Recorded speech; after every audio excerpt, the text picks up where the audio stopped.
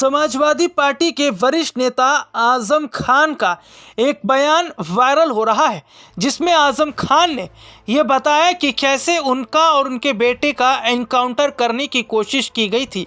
यहाँ तक कि आजम खान ने ये तक कह दिया था कि उन्हें बचने तक की उम्मीद भी नहीं थी। सपा नेता आजम खान ने सुप्रीम कोर्ट के वरिष्ठ अधिवक्ता व राज्यसभा सदस्य कपिल सिब्बल से कैमरे के सामने छात्र राजनीति से लेकर जेल यात्रा तक विस्तृत बातचीत करते हुए बताया कि जेल में उनका उत्पीड़न हुआ।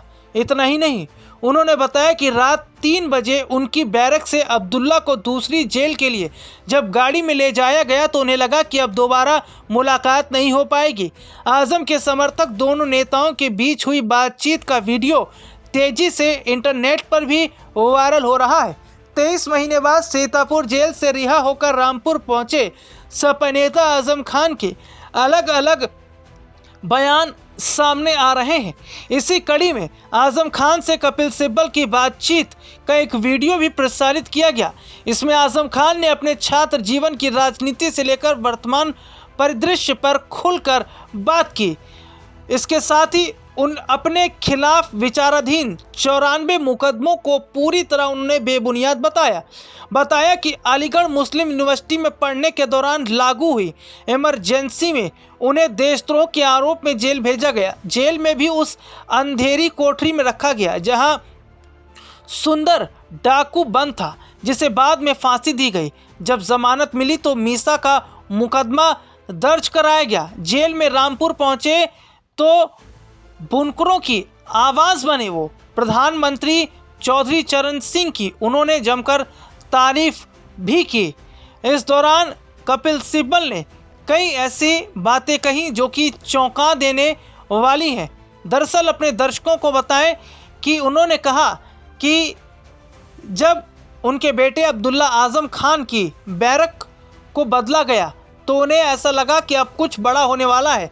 मेरे लिए अलग गाड़ी और अब्दुल्ला को दूसरी गाड़ी में बैठाया गया। उन्होंने कहा, मैंने जेल में सुन रखा था कि एनकाउंटर हो रहे हैं, ऐसे में जो पिता होगा वह अपनी औलाद को लेकर पीड़ा समझ जाएगा। उन्होंने कहा कि उस वक्त हम दोनों गले लगकर जुदा हुए।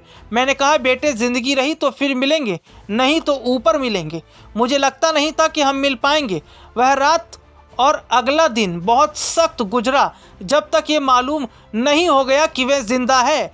इसके अलावा आजम ने 4.25 बीघा ज़मीन कब्जाने, लोगों के घर उजाड़ने, पालिका की मशीन चोरी करने जैसे मुकदमों को बेबुनियाद बताते हुए कहा कि उनके खिलाफ कमीशन खोरी और रिश्वत खोरी का एक भी दाग नहीं है।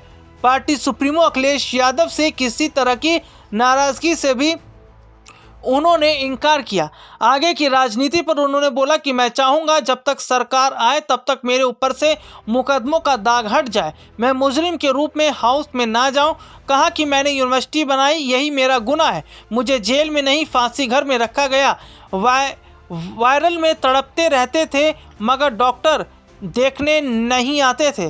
दरअसल अपने दर्शकों को बता दें कि अभी हाल ही में आजम खान अजमेर शरीफ यात्रा पर भी गए थे और इस दौरान उन्होंने अपना दर्द बयां किया था। हालांकि ऐसे में आजम खान ने जिस तरीके से एक बड़ा खुलासा किया है, जिसमें उन्होंने साफ कहा था कि उन्हें उम्मीद नहीं थी कि उन्हें और उनके बेटे को इस तरीके से बड़ी राहत मिल पाएगी।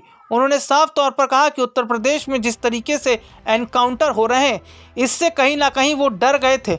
हालांकि उन्होंने कहा कि ये बहुत बड़ी बात है कि कोर्ट से उन्हें बड़ी राहत मिली और वो इस फैसले को कभी नहीं भूल पाएंगे। हालांकि माना जा रहा है कि आने वाले समय में उत्तर प्रदेश में साल 2027 में विधानसभा चुनाव है और चुनाव से पहले समाजवादी पार्टी वो आजम खान को कई बड़ी जिम्मेदारियां देती नजर आ रही है। अब देखना होगा कि क्या आजम की बदौलत सपा 27 में कुछ बड़ा कमाल कर पाती है या नहीं।